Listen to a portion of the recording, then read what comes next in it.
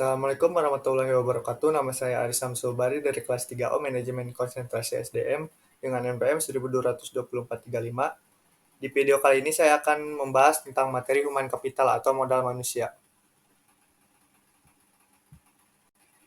Langsung saja pada pembahasan yang pertama, yaitu tentang arti dan pentingnya human capital.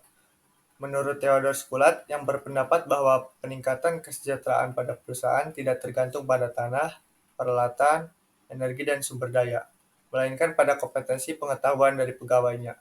Kemudian ia mendeskripsikan bahwa human capital terdiri dari 4 hal, yaitu kemampuan, perilaku, usaha, dan waktu. Semuanya ini dimiliki dan dikendalikan sepenuhnya oleh pegawai.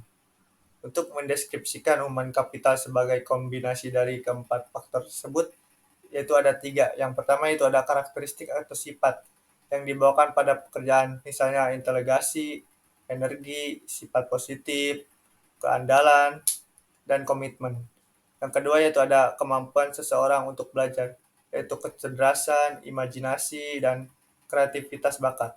Yang ketiga yaitu ada motivasi untuk berbagi informasi dan pengetahuan, ya misalnya semangat tim dan orientasi tujuan. Pembahasan selanjutnya yaitu tentang peran human capital. Ada 2 peran human capital, yaitu sebagai kunci keunggulan organisasi dan hubungan kompetensi karyawan dengan human capital.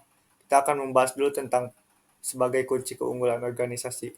Kunci keunggulan organisasi terdiri dari 3 kelompok utama dari aset perusahaan, yaitu ada aset finansial, misalnya uang tunai atau surat berharga, dan yang kedua yaitu ada aset fisik, yaitu terdiri dari peralatan, gedung, dan tanah.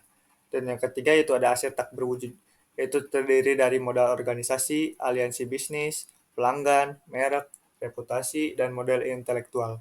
Selanjutnya kita balik ke hubungan kompetensi karyawan dengan human capital.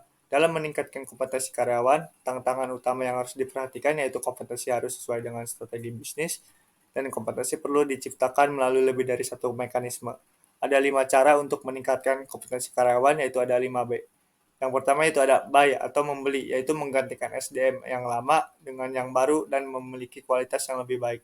Yang kedua yaitu ada build atau membangun, yaitu investasi yang dilakukan terdiri dari SDM untuk meningkatkan kualitasnya menjadi lebih baik. Yang ketiga yaitu ada borrow atau meminjam, yaitu penggunaan konsultan atau partner efektif memungkinkan beberapa pengetahuan dan desain kerja baru. Yang keempat yaitu ada bonds atau melambung, yaitu mengeluarkan SDM yang kerjanya di bawah standar. Dan yang kelima itu ada bin atau mengikat, yaitu mengikat karyawan jangan supaya tidak keluar. Pembahasan selanjutnya yaitu tentang transformasi peran divisi SDM.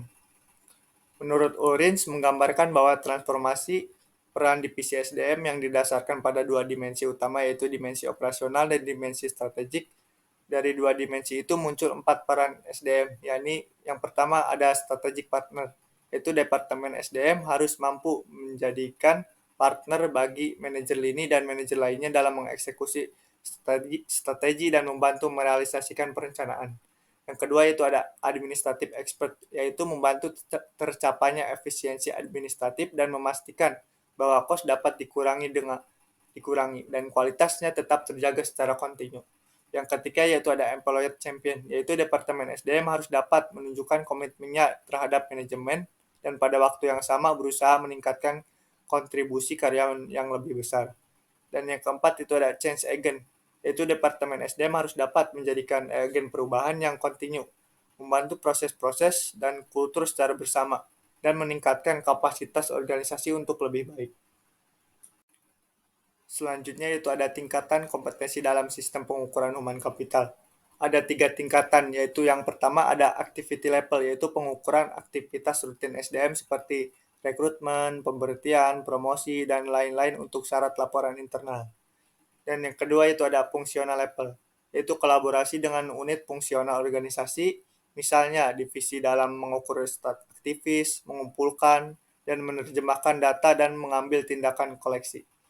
Dan yang ketiga itu ada strategic level, yaitu tingkatan analisis tertinggi, sehingga dapat memberikan gambaran perusahaan secara penuh, memberikan pemahaman hubungan antara SDM, strategi, dan kinerja. Selanjutnya yaitu ada perubahan paradigma karyawan.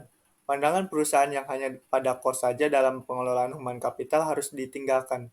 Artinya, investasi dalam SDM dipandang bukan sebagai biaya saat ini, melainkan investasi aset masa depan. Selanjutnya itu ada mengidentifikasi human capital. Untuk keberhasilan perusahaan, proses ataupun bisnis apapun tergantung pada tiga keterampilan. Yang pertama itu ada commodity skill, yaitu kemampuan tidak spesifik untuk bisnis tertentu. Dapat langsung diperoleh dan lebih kurang sama nilainya bagi setiap bisnis. Misalnya kemampuan mengetik atau kemampuan menggunakan komputer. Yang kedua itu ada leverage skill, yaitu pengetahuan yang meskipun tidak spesifik untuk perusahaan industri, tetapi relatif lebih berharga bagi perusahaan tertentu daripada perusahaan lainnya. Misalnya, programmer dari bank berbeda nilainya dengan programmer dari perusahaan komputer. Dan yang ketiga itu ada proprietary skill, yaitu pengetahuan spesifik bagi perusahaan. Misalnya hak paten dan merek. Mungkin cukup sekian video pemaparan materi human capital dari saya. Kurang lebihnya mohon maaf. Wabillahi taufiq wal hidayah. Wassalamualaikum warahmatullahi wabarakatuh.